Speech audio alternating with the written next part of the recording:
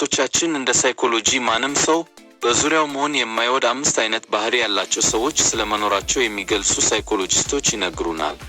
ሳይኮሎጂስቶቹ እንደሚሉት ምንም ያህል የሚያሳዝን ቢሆንም በእነዚህ ልዩ መንገዶች የሚመሩ ሰዎች ሌሎችን ከሩቅ ያደርሳል። አብዛኞቻችን ከሌሎች ጋር ጊዜ ማሳለፍ የሚያስደስት አይነት ሰው ለመሆን እንሞክራለን።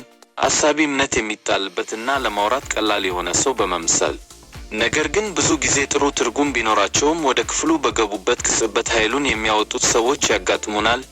እነዚህ አይነቶች በመጠኑ የሚያበሳጩ ብቻ አይደሉም፣ በሚያጋጥማቸው ሰዎች ሁሉ ላይ ዘላቂ ተጽዕኖ ሊኖራቸው ይችላል።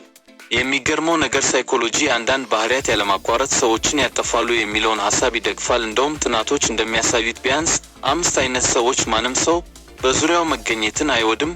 እያንዳንዱን ንግግሮች የሚቆጣጠሩበት መንገድም ሆነ ያለማቋረጥ የሚያጉረመርሙበት ምክንያት እነዚህ ዝንባሌዎች ሰዎች እንዲጨነቁ ወይም እንዲበሳጩ የሚያደርግበት ምክንያት አለ። አንድ ስር የሰደደ ቅሬታ አቅራቢ ኬራ በርተን ከፔክስስ በካፍ ከጊዜ ወደ ጊዜ አየር ማስወጣት ሙሉ በሙሉ የተለመደ ነው። ሁሉም ሰው አሁንና ከዚያም የድምፅ ሰሌዳ ያስፈልገዋል። ነገር ግን አንድ ሰው ለመፍትሄዎች ምንም ፍላጎት ሳይኖረው በሕይወቱ ውስጥ በሚፈጠረው ችግር ላይ በቋሚነት ሲያተኩር በሌሎች ላይ መጎዳትን ይጀምራል። ስር የሰደደ ቅሬታ ለሚያደርገው ሰው ብቻ ሳይሆን ለሚሰሙትም ጭምር ከጭንቀት ጋር የተያያዘ ነው። በስታንፎርድ ዩኒቨርሲቲ የተደረገ ጥናት እንደሚያሳየው ተደጋጋሚ አሉታዊ አስተሳሰብ አእምሮን እንደገና በማደስ ወደ አፍራሽ አስተሳሰብ ወደቶች ውስጥ መውደቅን ቀላል ያደርገዋል።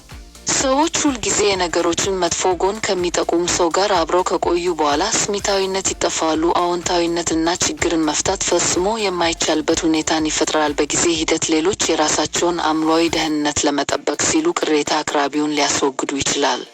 እንደ እውነቱ ከሆነ ጉዳዮችን የሚያመጣው አልፎ አልፎ መጨናነቅ አይደለም፣ በስህተት ላይ ያለማቋረጥ የማተኮርና በሁኔታው ላይ ምንም አይነት ብርሃን ለማየት አለመቀበል ነው። 2 ላይ በአንተ ላይ ስለደረሰው አስደሳች ነገር ታሪክ ትናገራለህ እና አረፍተ ነገርህን ከመጨረስ በፊት እነሱ ወደ ትልቅና የተሻለ የራሳቸው ታሪክ ጀምረዋል። ላይኛው ብዙውን ጊዜ ባለጌ ለመሆን እየሞከረ አይደለም፣ ነገር ግን ትኩረታቸውን ወደ ራሳቸው የማዞር ፍላጎታቸው ውይይቶች እርስ በርስ ከመነጋገር ይልቅ ተወዳዳሪ እንዲሆኑ ያደርጋቸዋል። የስነ ልቦና ባለሙያ የሆኑት ማርክ ትሬቨርስ ፒኤችዲ እንዳብራሩት የአንድን ሰው ዋጋ ወይም የበላይነት ለማሳየት የማያቋርጥ ፍላጎት የውጥረት እና ያለመተማመን ድባብ ይፈጥራል። ቀስ በቀስ የመከባበርና የመረዳዳትን መሰረት ያበላሻል።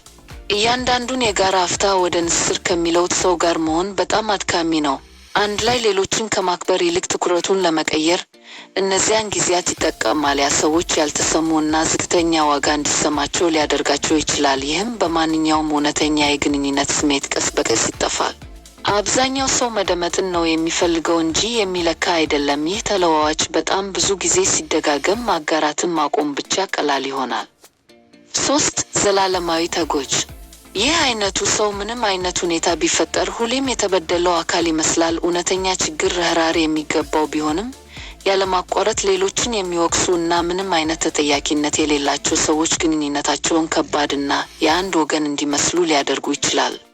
ራስን መጉዳት ተጎጂውን በመጫወት በመባልም የሚታወቀው ልማድ ያላቸው ግለሰቦች ይህንን የሚያደርጉት በተለያዩ ምክንያቶች የሌሎችን ሀሳቦች፣ ስሜቶች እና ድርጊቶች ለመቆጣጠር ወይም ተጽዕኖ ለማድረግ በሌሎች ላይ የሚደርሱትን በደል ለማመካኘት ትኩረት ለመፈለግ ወይም ሁኔታዎችን ለመቋቋም እንደዘደ ነው ሲሉ ዶክተር ኒኮላ ዴቪስ ተናግረዋል። ምንም እንኳን እነሱ ተጎጂዎችን ለማስወገድ ሁኔታዎችን መለወጥ ቢችሉም ሚናውን መጫወት ስለሚፈልጉ እና ለሌሎች እና ለራሳቸው ተጠቂ ሆነው ስለሚታዩ በግጭት ውስጥ ያላቸውን ሚና ለማየት ፈቃደኛ ካልሆነ ሰው ጋር ሚዛናዊ ግንኙነት ማድረግ አስቸጋሪ ነው።